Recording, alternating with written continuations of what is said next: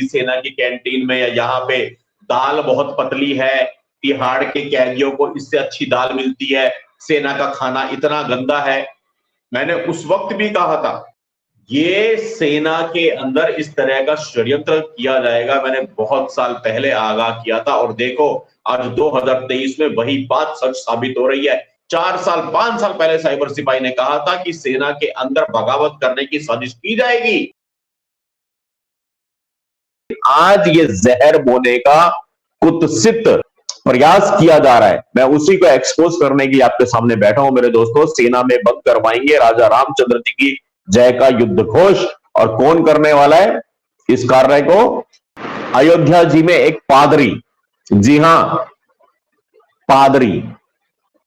कौन सा होता है वो पादरी? कहां पे? अयोध्या जी में प्रभु श्री राम की भूमि पे एक पादरी ने पूरी साजिश रची, सैनिक पर, भारतीय सेना के एक सैनिक के ऊपर ईसाई बनने का दबाव डाला, चर्च में घेर करके पीटा, गंदी गंदी गालियां दी। लेकिन मेरी नजर में मेरा दिल यह कहता है कि ये एक्ट ऑफ वॉर के तहत आना चाहिए। आपका क्या मत है जरा मेरे को बता दीजिए।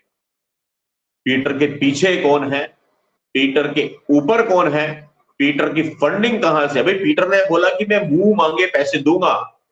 जो साला खुद 2 बोरी चावल पे बिक के पादरी बन गया, जो साला खुद 2 मुट्ठी चावल पे बिक करके ईसाई बन गया, वो किसी को क्या मुंह मांगे पैसे देगा? इसका मतलब पीछे डोर किसी और के हाथ में है, रिमोट कंट्रोल किसी और के हाथ में है। भाई जिसने पीटर को चावल दिया है, जिसने पीटर को कुछ दिया, उसको पादरी बना दिया, अब वो दूसरे को ऑफर कर रहा है कि मैं तेरे को मुंह मांगे पैसे दूंगा। तो पीछे कौन है? ये बहुत बड़ा सवाल है मेरे दोस्तों। फंडिंग कहां से आ रही है? बहुत बड़ा सवाल है। सेना को तोड़ना, सेना के अंदर बगावत करवाना, ये छोटी बात नहीं है मेरे दोस्तों। पीटर पकड़ा जाएगा तो क्या होगा? वो पीछे वाले आजाद रहेंगे, वो और नए पीटर तैयार करेंगे, वो फिर किसी को पादरी बनाएंगे।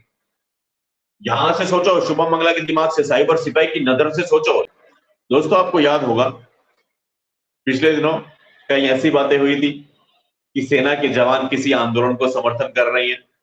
बीच बीच में कभी एक वीडियो वो भी आया था सेना के किसी जवान का, किसी वर्दी वाले का, किसी सेना की कैंटीन में या यहाँ पे दाल बहुत पतली है, तिहाड़ के कैदियों को इससे अच्छी दाल मिलती है, सेना का खाना इतना गंदा है। मैंने उस वक्त भी कहा था, अगर आप मेरे पुराने वीडियो देखेंगे, किस किस को याद है अपने दिल पे हाथ रख के एक बार कमेंट बॉक्स में यस कर देना। 4 साल 5 साल पहले भी मैंने ये बात कही थी कि सेना के अंदर से ये किसी ना किसी को इस तरह जानबूझ के घुसाएंगे, क्योंकि हमारे सैनिक को खरीदना तो आसान नहीं है।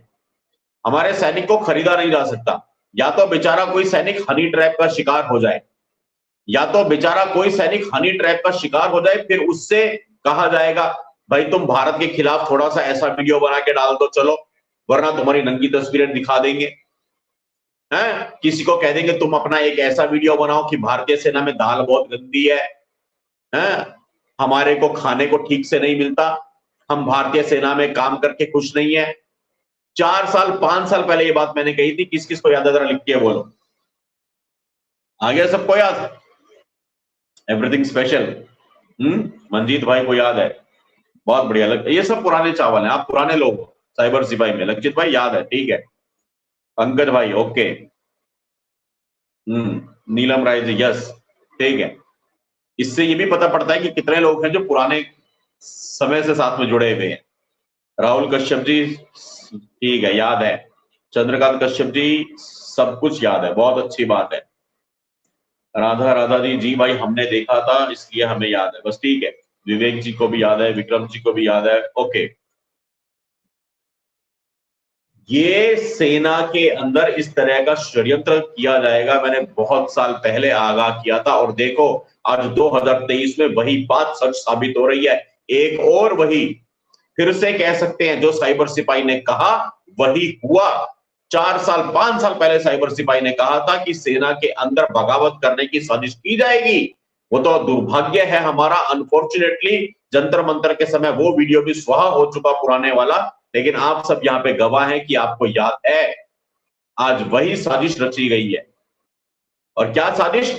हम राजा रामचंद्र जी की जय नहीं बोलेंगे, हम हर हर महादेव के नारे नहीं लगाएंगे।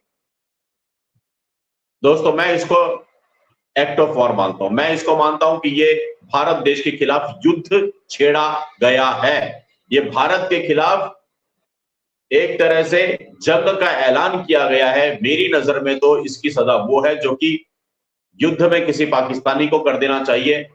इस पादरी का वही काम होना चाहिए, इसके सिवा कुछ भी नहीं।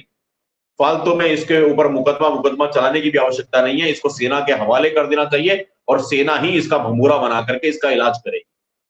मेरा स्पष्ट मत है, आपका क्या कहना है जरा वो भी बता दीजिए।